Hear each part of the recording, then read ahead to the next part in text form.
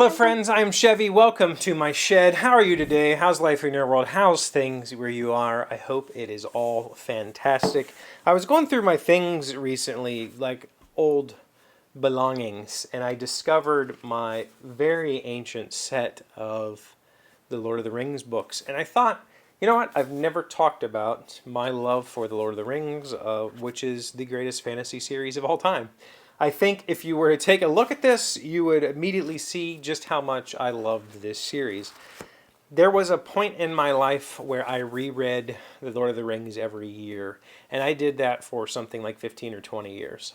I've probably read this a couple of dozen times, and that's not an exaggeration.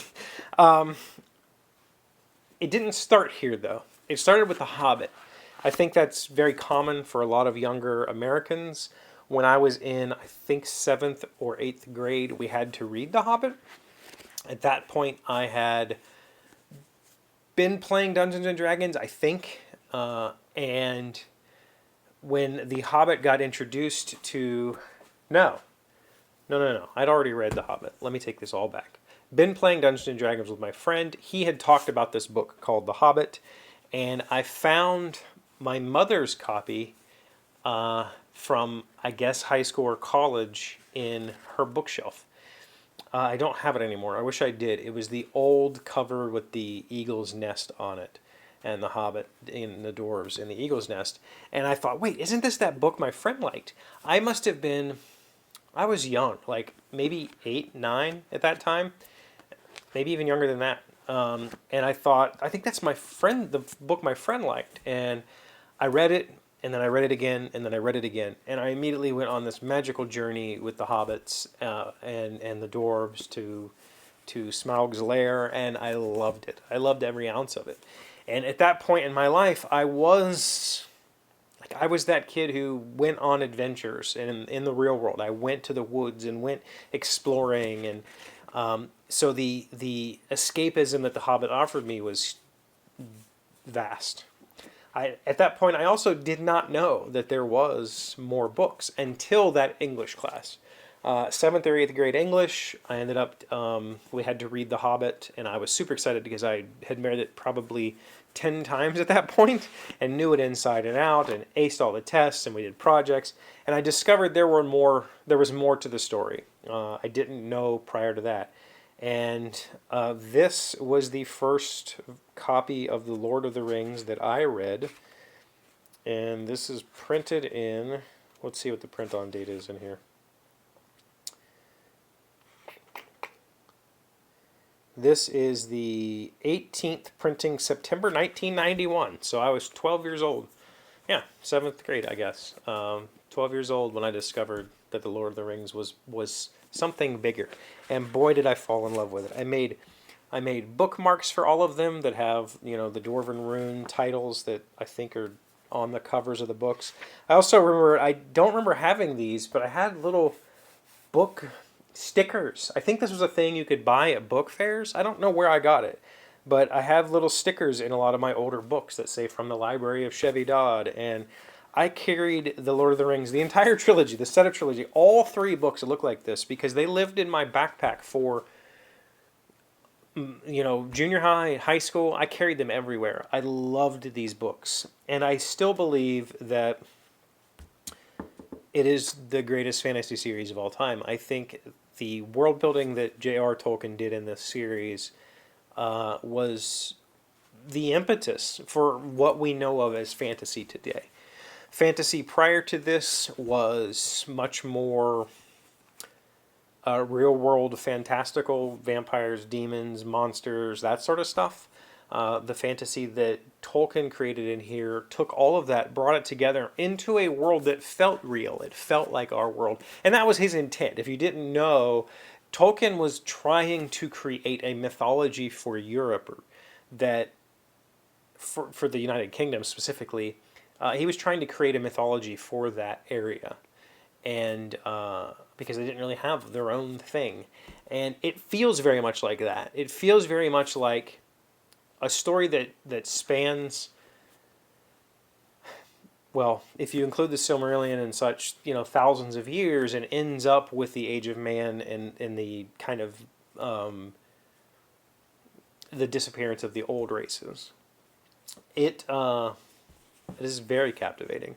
There are obviously issues with it. The time that it was written, you could point a lot of fingers towards some pseudo-racism, where the orcs are maybe, an allegory. There's a lot that can be said negatively about the series, just as with a lot of the authors of that era. A lot of the authors, from the late 1800s, early 1900s, that's just the world they grew up in. But I really, truly believe if you read the series that Tolkien had a loving appreciation for everybody.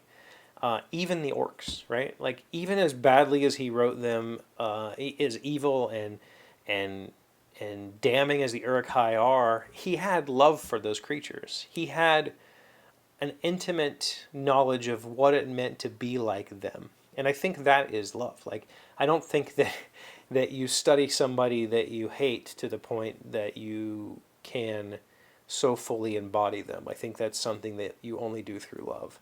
And I think that the series shows that. I'm not going to talk a whole lot about it. I feel like you've probably already read it. If you haven't, go read it. I mean, it's an amazing series. It's pretty quick to read. The books are only like 500-600 pages. And Tolkien's writing style is not grandiose. He does use, some flourish at times. But for the most part, it's still very, very approachable.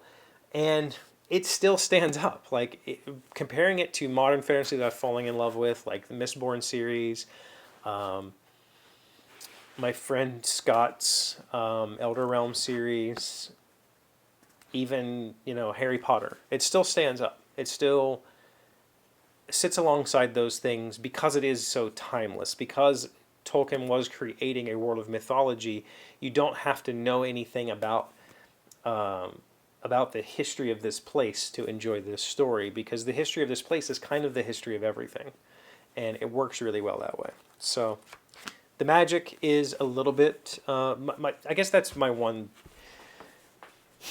There are plot holes that people love to point out in The Hobbit and in The Lord of the Rings. There is definitely times where Mary Sue characters seem to show up and just do something amazing, or where the magic is used to get out of a sticky situation, like the writer wrote that in.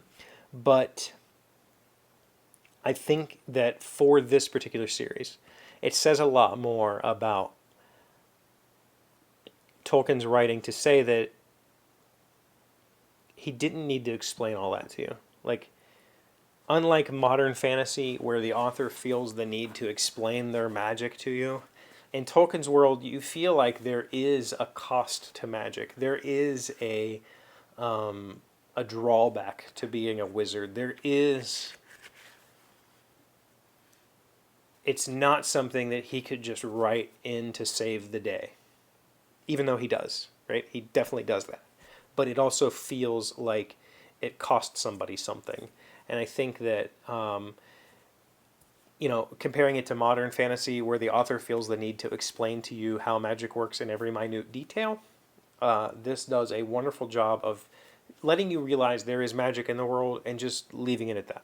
And we don't really need to know much else. Wonderful system, wonderful world. It's such a great fantasy read. It's still absolutely one of my favorites. And I haven't read it in a very, very, very long time. Like I said, I've read it probably a couple of dozen times, maybe a little bit more than that. But it's been quite a few years since I've read. So I think I'm going to read it again in 2021. And maybe when I'll do that, if you're interested, I will come back with a follow-up actual review. Because I don't want to review it based on what's loose in my head. If you're interested, let me know in the comments. Thank you for being here as always. Thank you for liking, commenting, subscribing, being amazing friends and wonderful people. I really appreciate you. And I'll see you again on Monday. Today's word you should know to sound smart is factitious. It's an adjective meaning contrived or fabricated. At first, we thought the rumor factitious, but then we learned that couture producer Hermes does in fact plan to design and market a helicopter. Factitious. Factitious. Factitious. That just sounds wrong. Like factitious. Facetious? Factitious. Sounds like it would be correct. That's factitious, whatever. But a couture producer designing a helicopter. That's fun.